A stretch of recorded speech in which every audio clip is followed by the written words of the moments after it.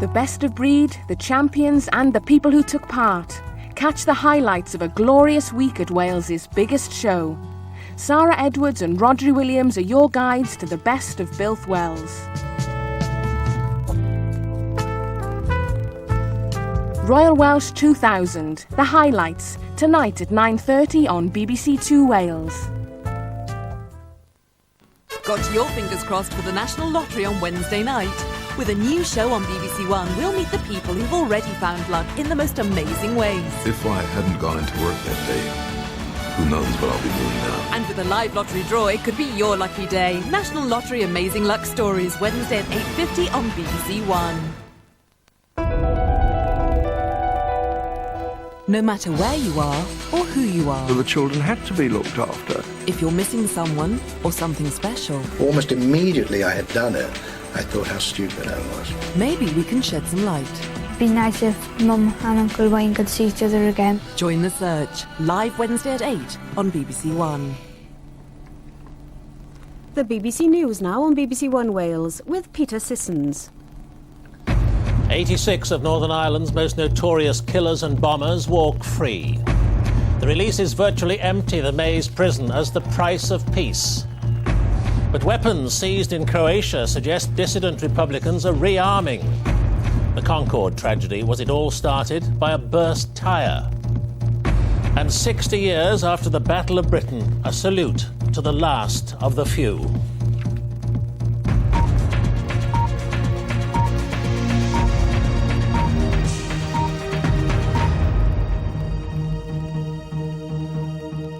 Good evening. Northern Ireland's Maze prison, home to many of the province's most vicious convicted terrorists, stands virtually empty tonight. The Good Friday Agreement brought peace, but the price was their early release. And when the last 86 Republican and Loyalist prisoners walked out today, the total set free early reached 428. Those that spoke pledged there would be no return to conflict. But 1,500 miles away in Croatia, a seized shipment of arms has raised fears that dissident Republicans have other ideas. First tonight, our Ireland correspondent Dennis Murray on the Maze releases.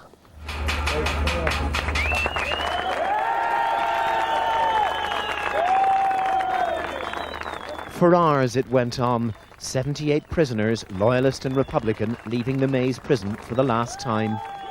The members of the largest Loyalist paramilitary group, the UFF. 3 of its inmates to be freed were guilty of the Halloween night shooting in a pub in Greysteel, County Londonderry. 2 hid their faces. Stephen Irwin, the judge at his trial, called it one of the most callous and cold-blooded massacres in the entire Troubles. Torrens Knight took part in the murders too. 8 people died. And Jeffrey Deeney, another who sprayed the bar with automatic gunfire. As the killers go free, the relatives still suffer. Any vicious thugs will come onto a bar to shoot a crowd of young people and old people should never be released. Doesn't matter what side of the community they come from, whether it's Protestant bars, Catholic bars, bookies offices or anything. They should never be allowed out. 46 IRA prisoners were released, including Sean Kelly. He was one of 2 men who placed a bomb in a fish shop on the Shankill Road in Belfast. 10 people were killed, including his accomplice. Like many of the other mass murderers to be freed early, he served only a fraction of his life sentence. The same for Bernard McGinn. He was convicted of the murder of the last soldier to be killed here, Stephen Restorick. The Northern Ireland Secretary said the releases were a bitter pill for many and that he was acutely aware of the pain they were causing. I believe that the peace that has been created in Northern Ireland as a result of the Good Friday Agreement does justify this pain. What we're doing today is an essential part of the peace process, and I think that that process will be strengthened in the long term, even though what is happening today will understandably be painful and unpopular in the short term. The Maze now is an eerie, almost silent place. What echoes there are of a bitter and violent past. Murder was committed within these walls. Prison officers were murdered outside. So what's to be done with an empty prison with such a history? The Maze prison will close this year, the end of an era. And with all that's happened within its walls, mirroring and sometimes even fueling the troubles outside, most people in Northern Ireland will hope that it really does mark the end of an era, that of the 3 decades of the Troubles. Dennis Murray, BBC News, inside the Maze prison. Amidst the tensions revived by the early releases, security forces on both sides of the Irish border have been alerted by an arms shipment intercepted in Croatia. There, police have seized a shipment of explosives, machine guns and rocket launchers thought to be on the way to dissident Irish Republican terrorists. The discovery was made in the Adriatic port of Split, where a number of people have been arrested. The Croatian authorities put on show the arsenal of weapons destined for Irish Republican terrorists. Armour-piercing rocket launchers, assault rifles, submachine guns and commercial explosive, the type of weaponry widely available to the highest bidder in the Balkans, a region torn apart by civil wars. The Republican dissident groups, the Real IRA and Continuity IRA, have been raising their profile in recent months, with bomb attacks on targets in West London and Northern Ireland. Some of the weaponry captured near the Croatian port of Split is similar to that seized from the Real IRA in the Irish Republic last autumn, suggesting this was a tried and tested arms smuggling route. There was a black market in arms in Croatia. It's been there since the time of the Civil War. And they would have the opportunity of buying material in Croatia that they couldn't buy, for instance, in America, like the heavier stuff, like RPG-18 rocket launchers. The growing threat of the Republican dissidents was discussed at length in Dublin today by the Irish Premier Bertie Ahern and Northern Ireland's First Minister. I would like to welcome particularly the news that we see in the papers this morning with regard to the interception of an arms-running operation by dissident Republicans. I'm very glad to see that happening because we've been increasingly concerned about the level of activity of dissident Republicans. We remember, of course, the bomb incidents in London. 2 years ago, the Real IRA carried out the Omagh bombing, which killed 29 people and injured hundreds more. It's believed it shares expertise and weaponry with the Continuity IRA. Now it appears they've joined forces in procuring arms. The increasing activity of the dissident Republican groups has been worrying security chiefs for some time. Earlier today, the RUC Chief Constable Sir Ronnie Flanagan met with his Irish counterpart, Garda Commissioner Pat Byrne, to discuss how best to counter the growing threat posed by those who want nothing to do with peace. Tom Coulter, BBC News, Belfast. French air accident investigators have been giving more details of the Air France Concorde crash on Tuesday. They're now sure the fire started outside the engines and that at least one tyre burst before takeoff. The evidence has increased suspicions that a fuel tank may have been ruptured by a bursting tyre. In Gonesse, another body has been found in the hotel which was destroyed by the crash, increasing the death toll to 114. These Air France Concordes are going nowhere until the airline's confident it's understood the reasons for this week's disaster. Air accident investigators are now coming round to the view that something as mundane as a burst tyre may have set off the chain of events that ended in tragedy. In Paris, the Transport Ministry confirmed as much. The mayor of Gonesse is urging a long delay, and he rounded on British Airways. Il est impératif que Concorde reste au sol. It is imperative that Concorde remains grounded. I deplore the fact that the British Concorde flew. They didn't even have the decency to wait 24 hours. Concorde ne volerait pas pendant 24 heures. This isn't the first time Air France has had problems with tyre bursts on Concordes.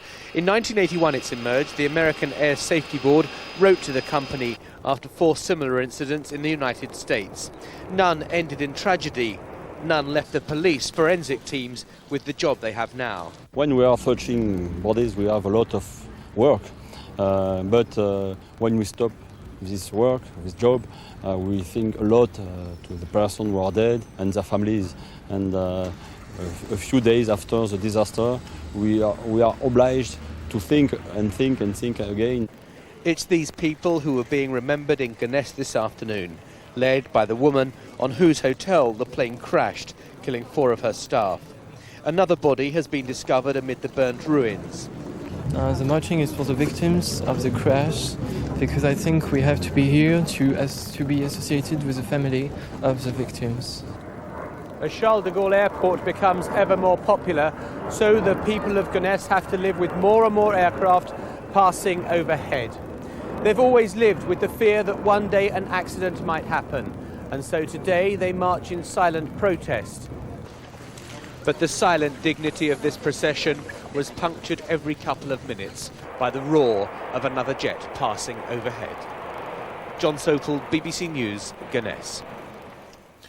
A head teacher in South Wales says she'll appeal against her conviction for slapping a 10-year-old pupil. Marjorie Evans has been given a 3-month suspended jail term for assaulting the boy. The magistrate said the teacher had failed her school, her profession and her community, but unions criticised the sentence as too severe. We support Marge!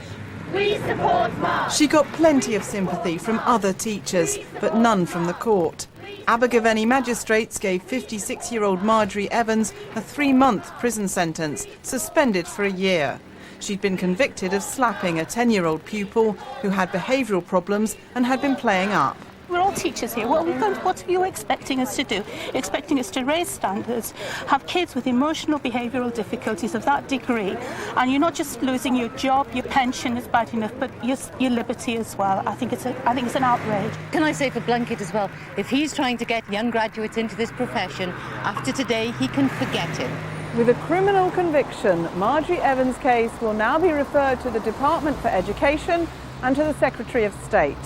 David Blunkett will decide whether she should be struck off and barred from teaching.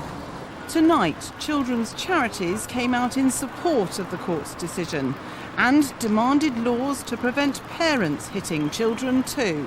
We're calling for an outright ban on the smacking of children so that the children have the same protection from assaults as adults do under the law. And the main purpose of that is to change what is seen as the cultural norm. It shouldn't be right that it's seen as acceptable that adults can hit children. These days it's rare for pupils to be hit by their teachers. Schools know it's become quite unacceptable. In the cases where it does happen, it's extremely unusual for the teacher to end up in court.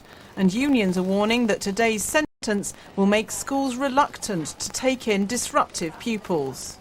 We are educating in our schools an increasing number of pupils who are behaviourally disturbed. They're violent, they're disruptive, and I think that teachers will be very, very worried indeed about having to try and restrain them when faced with that sort of behaviour. And I think schools will be driven to exclude these children more frequently rather than put their staff at risk. We make an official statement after. You can't be very happy. Marjorie Evans has announced she'll appeal against her conviction. Sue Littlemore, BBC News. Railtrack has been accused of inertia, ineptitude and incompetence on the last day of the first stage of Lord Cullen's inquiry into the Paddington rail disaster. But the company put the blame on a combination of the warning system used by the driver, deficiencies in his training and his inexperience. 31 people died when a Thames train hit a Great Western Express last October. 31 people died in Britain's worst rail accident for more than a decade. The Thames train had gone past a red signal, SN 109. It had a record of being passed at danger. The inquiries heard it was difficult to see, but in its closing submission, Railtrack said infrastructure was not to blame. It wasn't the layout, it wasn't the signals, nor the complexity, nor past bad management, nor past failure to correct known Railtrack problems that caused this disaster. Railtrack said the cause centred on a warning system known as the driver's reminder appliance. The driver of the Thames train failed to use it at a previous yellow signal. That had combined with his defective training and inexperience. Counsel to the inquiry described a complex web of error and omission. As well as errors by driver Michael Hodder, his lack of experience and deficiencies in his training, it also included the response of a signalman at Slough and problems created by the track and signal layout. Effective action to address the underlying causes of the crash will depend, at least to some extent, upon a full recognition of what went wrong and an acceptance of responsibility by the parties involved. We fear that that does not, as yet, apply to all. The victims' lawyers ended part one of the inquiry, blaming an abject failure of Railtrack management. Part two of this inquiry will seek wider safety lessons from a number of accidents since Clapham 12 years ago. And then there'll be a joint inquiry into both Paddington and the earlier Southall accident, looking at train protection systems. In the end, the victims hope it'll all lead to a safer railway.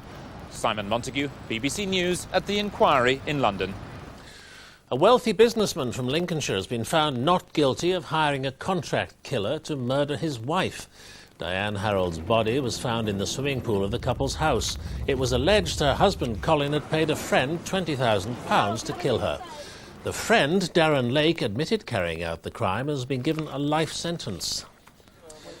Drug traffickers could have their passports confiscated under proposals from the government. The man in charge of the National Anti-Drugs Campaign, Keith Hellawell, made the suggestion as he met customs officials on the Thames in London. He also said that there'd be more money to treat addicts. For a few weeks, 60 years ago, the RAF fought one of the biggest and certainly the most decisive air battles in history. Indeed, the Battle of Britain was a fight for this country's very survival. Had Hitler's Luftwaffe won, Germany could have invaded. Winston Churchill spoke famously of the nation's massive debt to the few, the RAF's fighter pilots. James Robbins has been to meet some of the veterans, British and German, who fought each other in the skies over England 60 years ago. An airfield somewhere in England. In fact, it's RAF Cottesmore in Lincolnshire, and we're in the midst of one of this year's many tributes to the few, the pilots of 60 years ago who fought off Hitler's attempts to destroy the RAF and open the way for Nazi invasion. The real heroes are spectators now, of course, pilots like Gerald Stapleton, for whom the Battle of Britain was all too real.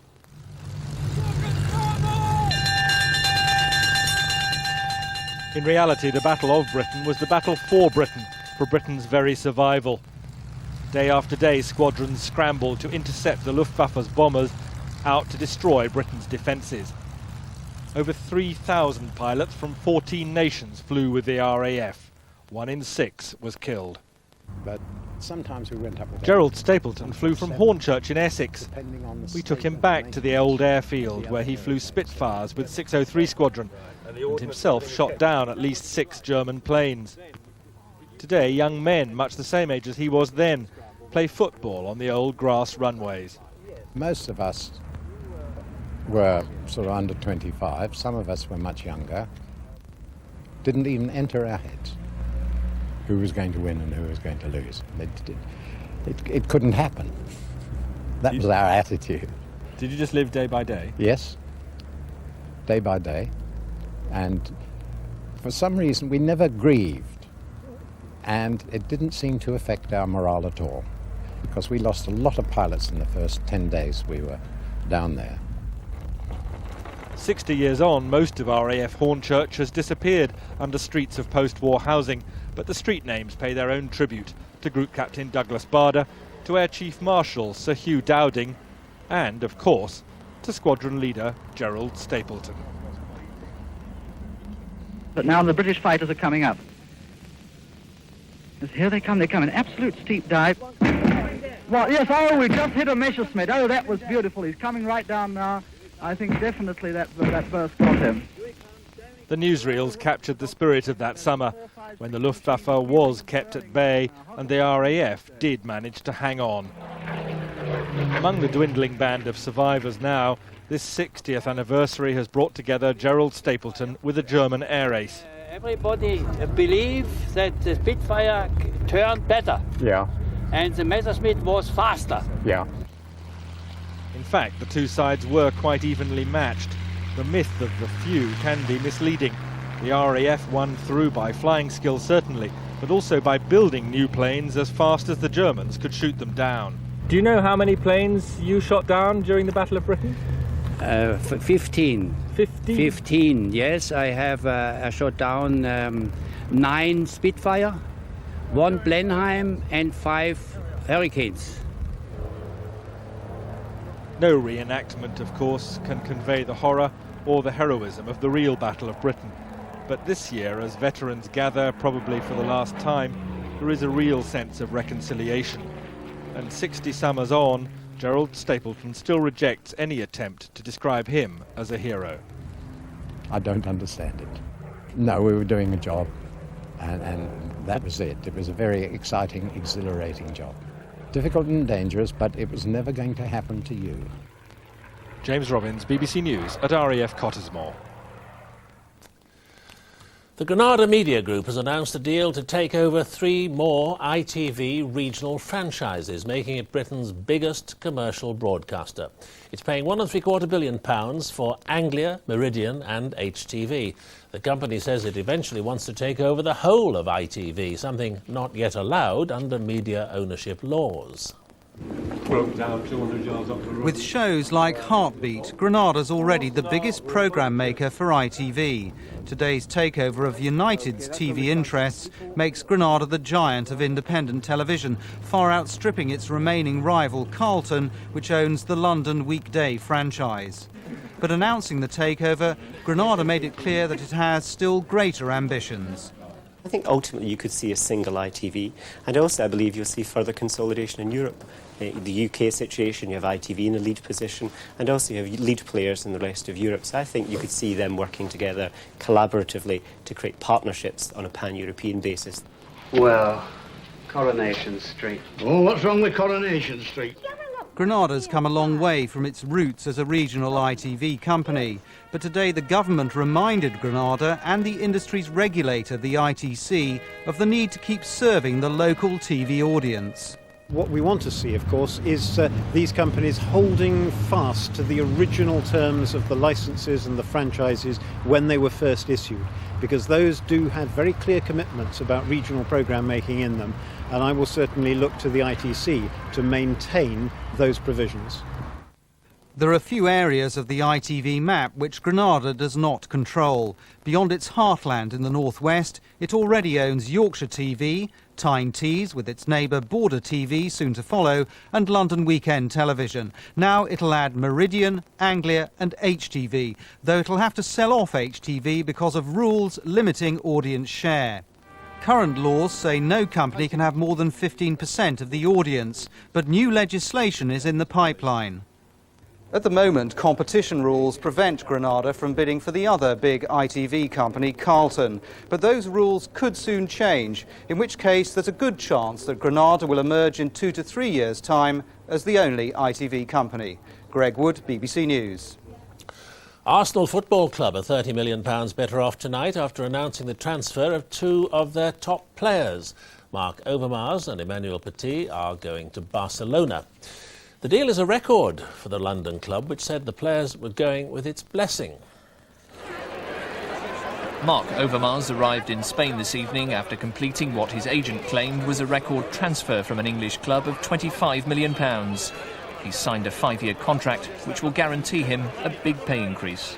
I think it was not very easy. The president yesterday had a meeting in London, and yeah, I think it was very late in the night when the signature was there. Arsenal had been desperate to hang on to his services, but the money on offer from Barcelona was simply too much to resist. The joint £30 million deal for Overmars and Emmanuel Petit was formally accepted by the Arsenal board after overnight negotiations. I'm afraid this is what the world of football is all about at the moment, and the fact that we have lost 2 world-class players. People have got to realise, our fans have got to have faith in Arsene Wenger's judgment. I don't think he's let them down in the past, and I'm sure he won't in the future. But the departure of 2 of Arsenal's key players at a crucial time has been greeted with dismay by the fans. Bad. Why? Because they've lost some of their good players. They're quite a big part of the team, aren't they? So it's going to be hard to replace them, I suppose. Overmars is expected to make his debut for Barcelona against Arsenal in a pre-season competition next week. With just 3 weeks to go to the start of the English Premiership season, it gives very little time for Arsene Wenger to search for new signings to strengthen his squad. Paul Newman, BBC News, Highbury. Tate Modern, the nation's new gallery of modern art, is so overwhelmingly successful that the curators have had to move some of the exhibits. The staff admit they've been dealing with such huge crowds that some of the work was endangered and had to be cordoned off. The gallery, which doesn't charge for admission, says it's had thousands more visitors than it expected. Tate Modern is just too popular. The art may be abstract, but the attraction is unmistakably real. Tate Modern estimates it has over 20,000 visitors a day, whereas the old Tate Gallery, which showed much of the same collection, had just 4,000. I think the success is due partly to this extraordinary building and the way it has absorbed people and allows people to move through the galleries in a very free way. When you come here on any day of the week, you find people evidently having adopted the building as their building. According to the curators, people feel so at home that the art is suffering. Some works have had to be cordoned off, like this table by Doris Salcedo, which is covered in tiny hairs, and others have been removed altogether.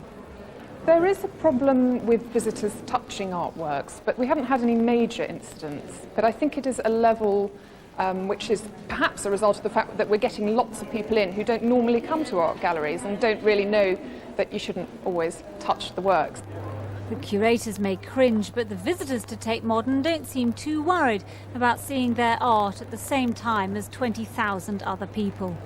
People just move about, which is great, which opens up space for you to look at pictures and take it at your ease. Definitely not crowded. I suppose it depends when you come in the week. While one sympathises with the curators, Tate Modern is a national building holding a national collection. And so if the entire nation decides to come and visit, Tate Modern will simply have to take a deep breath, readjust, and thank its lucky stars that it's not in the same position as the Dome. Rosie Millard, BBC News, Tate Modern. And the main news tonight, 86 of Northern Ireland's most notorious terrorists have walked free from the Maze prison, bringing to an end the early releases under the Good Friday Agreement. The next news is at 10 o'clock on BBC News 24, but from the 9 o'clock news, good night.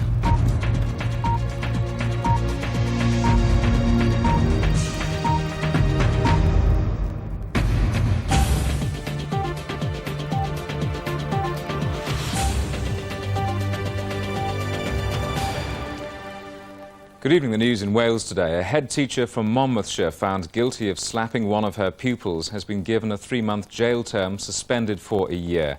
56-year-old Marjorie Evans and her legal team say they're astounded and plan to appeal. The National Union of Teachers say the sentence will send shockwaves through the profession. Nick Pallish reports. 56-year-old Marjorie Evans arrived court today knowing she faced a possible jail term after Abergavenny magistrates found her guilty of common assault 2 weeks ago. She'd slapped a 10-year-old boy at the school she ran in Monmouthshire, which can't be named for legal reasons. The court heard the special needs pupil, who needs drugs to control his behaviour, had been aggressive and violent towards her. After hearing mitigation from Marjorie Evans' solicitor and reading pre-sentence reports, the stipendiary magistrate Vivian Manning-Davis said the case was so serious that only custody was justified. Though in light of the extreme and sustained provocation she's had to endure, he suspended the 3-month sentence for a year. He said, "You failed the complainant, you failed the school, and you failed the community." Devastated by the sentence, Marjorie Evans left without making any comment. Teaching now is becoming an unbearable occupation for an increasing number of people, and obviously this is going to hit morale in the teaching profession and indeed going to hit recruitment. Tonight, this teacher with 35 years' experience is a convicted criminal with a jail term hanging over her. Her only chance of ever teaching again is to clear her name. Backed by her union, she's planning an appeal. A sergeant major has been jailed for 2 years in Merthyr for killing a 10-year-old girl as he dashed home to Brecon to feed his puppy. 41-year-old John Crew, a top weapons expert, now faces an instant discharge from the army after being found guilty of causing 10-year-old Leanne Corbett's death by dangerous driving. Her family say their lives have been shattered. The number of motorists caught by speed cameras in the South Wales Police Force area has tripled since a pilot project was introduced earlier this year. Between April and June, 32,000 motorists were caught speeding on film. South Wales is one of 8 areas in the UK where money from speed fines is ploughed back into buying and maintaining speed cameras. The German owners of a container ship which ran aground off Anglesey last week have been fined £20,000. The company were also ordered to pay £6,100 costs at Liverpool Magistrates Court after they admitted not having a safe system for keeping watch on the coastal bay. The ship was grounded for more than 24 hours near Holyhead. An 11-year-old schoolboy from the Rhondda has won one of Europe's top motocross championships. Stephen Parry from Treharris got his first trial bike at the age of 8, and now, 5 years before he even qualifies for a motorbike licence, he's taken on all comers to become the trial biking champion of France. And that's Wales Today. Our next news bulletin is at 10 over on BBC Choice Wales, then at 11 on BBC Two with Sean Lloyd. Enjoy the weekend from me. Good night.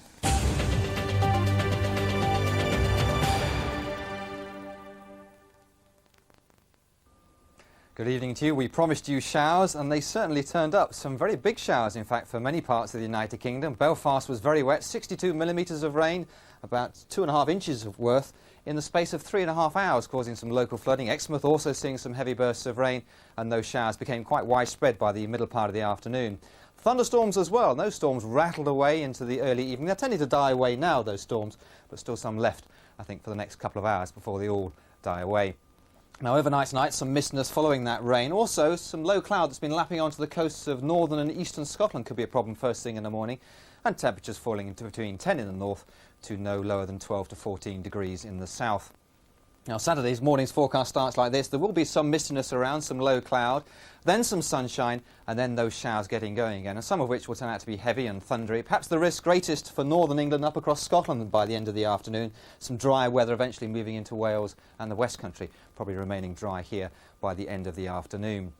Now, temperatures up to around about 17 on the east coast of Scotland to 21 or 22 degrees inland. Certainly warm enough to trigger those showers.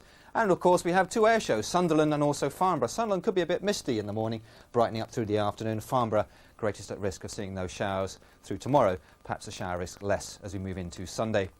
And of course it's Saturday's racing as well at Ascot, quite an important event this, and there is a risk of showers developing here. And the reason for all these showers is this area of low pressure, which will eventually move out the way.